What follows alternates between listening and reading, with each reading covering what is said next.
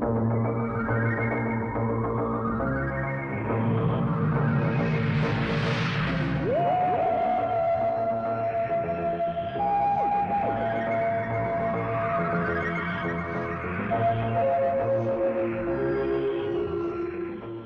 Invasion of the Dinosaurs is a serial with a reputation, and that's entirely focused on its special effects. But this is a Malcolm Hogg script, so there is more to this serial than meets the eye. Or is it just a run-around story with dinosaurs in London? Let's get into the plot and find out. Now this serial does have one of the best openings of the show so far, with us immediately being flung into the empty world without any sort of explanation. It's just like the opening of the Dalek invasion of Earth. They even have the same joke about England closing on Sundays. Pretty deserted, probably Sunday. Well, perhaps it's Sunday. Great Britain always closes on Sundays. Which, given that the Doctor is saying it this time, could be him referencing Ian saying it, but that's probably a stretch. The first half of part 1 is almost entirely like this, with it mostly being the Doctor and Sarah walking around, looking for anyone. Although I will admit that they do seem a bit too calm at times, given how very clear it is that something has happened. There are a few other characters in this section, but they consist entirely of criminals who are taking advantage of the situation, and so the duo don't get any information out of them. The second half of the episode does feature many more characters, with a big military presence being felt, with units being the ones calling the shots. Now on the one hand I would have liked if the entire first episode didn't feature them, and perhaps even a larger military presence, but on the other hand it would have caused the episode to be quite empty and slowed the serial down. Instead we have the Doctor and Sarah being captured by the army as looters, and are taken away before they are saved by a chance encounter with a dinosaur, specifically the iconic and infamous T-Rex. So we'll talk about the model work later, but for the moment this scene gives the duo their first chance to look at a dinosaur, but not the audience, as there have been a few sightings up to this point, including the same T-Rex. The reveal itself would definitely be cooler if this was the first time seeing the dinosaurs clearly, which would give the audience the same reaction as the duo. From there the dinosaurs are used very often, with many more being introduced throughout the serial. They are at their most prominent in the first half before the human villains take over more in the latter half. So let's talk about the villains of this serial, as they are very compelling. So the villains are a group of activists, I suppose you could call them, who want to revert Earth to before humans existed, so they can begin the world again. So this is a very unique idea for the show, and the way they want to achieve it is also unique. Now it is a very over-the-top plan, but I think it works to show just how extreme the situation of the planet is, with them taking their solution too far. There are 5 notable members of this organisation. There are 2 scientists, Professor Whitaker and his assistant Butler, General Finch and Minister Charles Grover, as well as Mike Yates. Now that last name is definitely a bombshell, and we'll come back to him when we talk about him. But for the moment, the main 4. Beginning with Whitaker, he is the one who created the technique to send things either forwards or backwards in time, with him being the main suspect throughout the serial. His theories have been shunned by the larger scientific society, but this serial clearly proves him right. While he is a villain here, the serial focuses on him more as a scientist than as a villain. Of course he's morally fine with the shady things going on, but he takes pleasure in getting to use scientific equipment for his own gain. Something not in the serial, but I find interesting, is that in the expanded universe, a book called Original Sun added some backstory in which his experiments were initially funded by Tobias Vaughan, which makes you wonder what his plans for them were. Whitaker is notably played by Peter Miles, who previously appeared in the Silurians. Next is Butler, who while I refer to him as a scientist, is a man of many talents, although he's most often assisting Whitaker. Throughout the serial, he ends up being the main man dealing with tasks and people outside of the facility, with him also disguising himself as Grover's chauffeur. There isn't much in terms of character to him, although he does feel dangerous due to his actions, with him nearly killing the Doctor on a few occasions. He is notably played by Martin Jarvis, who had previously appeared in The Web Planet.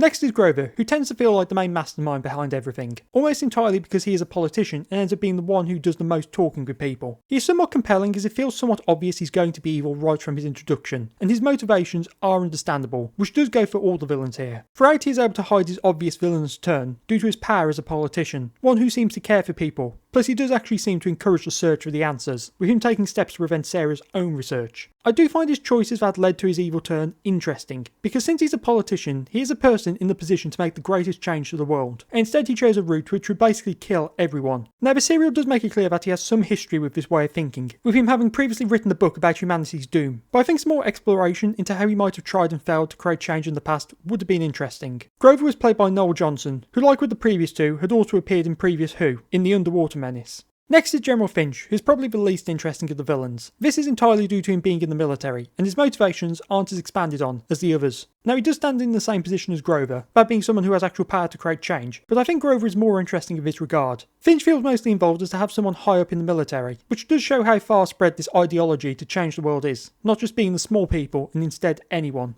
Finally for Yates, who is at his most interesting he has ever been. Now this serial sees Yates turn into a villain, with him working against the majority of humanity for the greater good of a select few, which is definitely extreme for him, and I do wonder how much he knew. So this could definitely be seen as quite a departure from the character, and coming out of nowhere, but I think it does work to an extent, and that's entirely due to the Green Death. For those of you who remember, Yates went undercover in an industrial factory, which was polluting a nearby mine. During that time he saw them for what they really were, and was even tortured by them. Now to me, it makes sense that after an experience like that, he would have been affected by it, and could have had a change of heart towards the world. We don't know how long it's been between these two serials, but it's plausible that he could have been persuaded to be a part of this organisation because of this, especially since we already know they had people in the military. Now I don't think he would be on board with essentially wiping out all of humanity, but I can see him changing his allegiances for what he sees as the greater good. The serial even shows he isn't fully on board with the rest of the villains, with him struggling between his allegiances to them and to his friends, notably the Doctor, who on several occasions he has to delay his efforts to find the truth, with things being taken too far out of his control. This is very notable the first time this occurs, when he nearly gets the Doctor killed,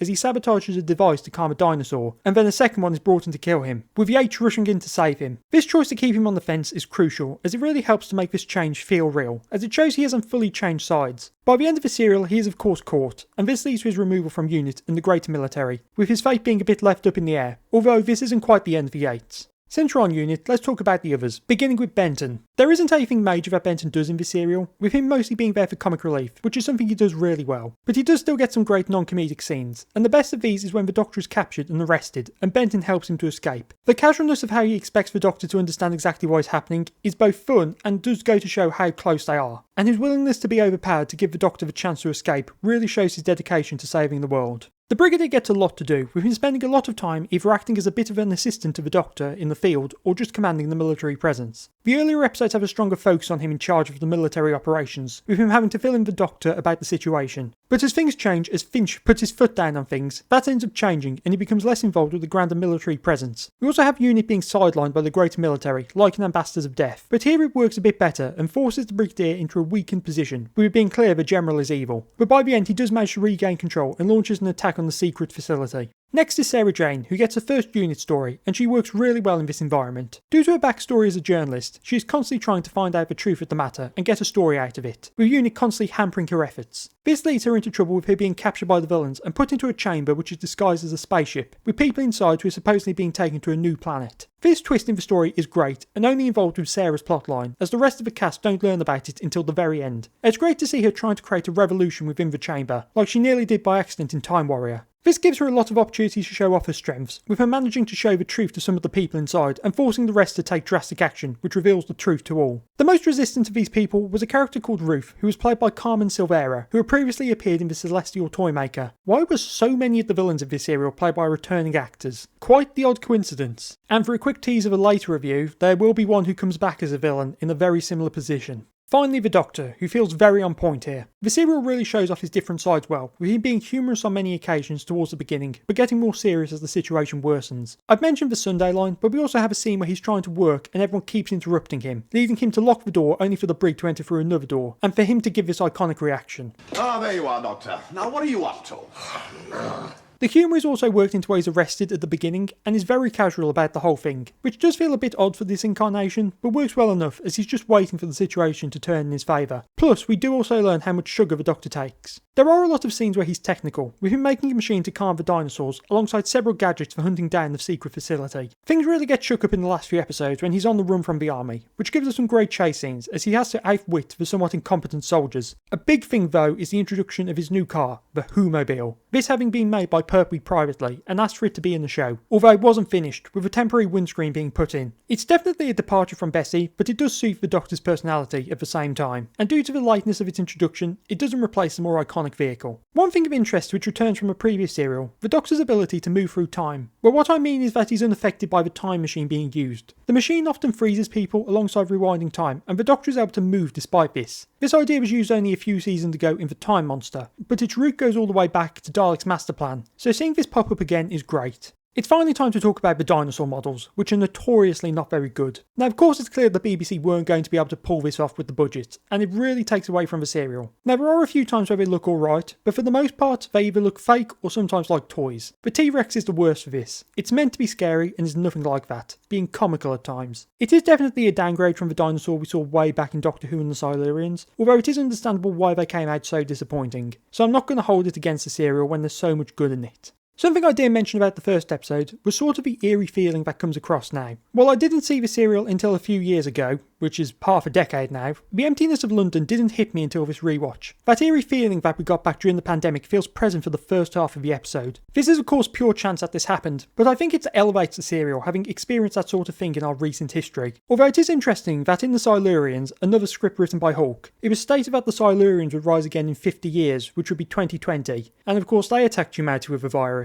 Can Malcolm Hulke actually see the future? The last thing I want to talk about here is the lack of a master, which is an odd thing to mention, but let me explain. For the past 3 seasons, Hulk has been saddled with including the master in his serials, and I found that his presence often hurt them, with the exception of Frontier in Space. But without the master, it's clear he had more creative freedom, and it shows, as this serial was much better constructed. It does go to show how good Hulk could have been if he had the creative freedom he had back during season 7. And it's unfortunate that he would only regain it for his final script for the show. On the behind the scenes, I want to begin by talking about the colorisation for the final time. So episode 1's recovery has a bit of a history to it, with it being found and then kept secret for some time, but the recovered version, like many others, was only a black and white copy. The interesting history doesn't stop there though, as technically this episode doesn't exist in colour, well at least full colour. The episode was restored with the chroma dot method, but for whatever reason there was a lack of information for the blue chroma, and so the episode exists in a weird state where it's only partly coloured. In fact, on the DVD release, you have to enable the colour in the special features. Now this will probably change when the season 11 gets its collection release on Blu-ray, when it will probably be given the same treatment as Mind of Evil, where it was recoloured by hand.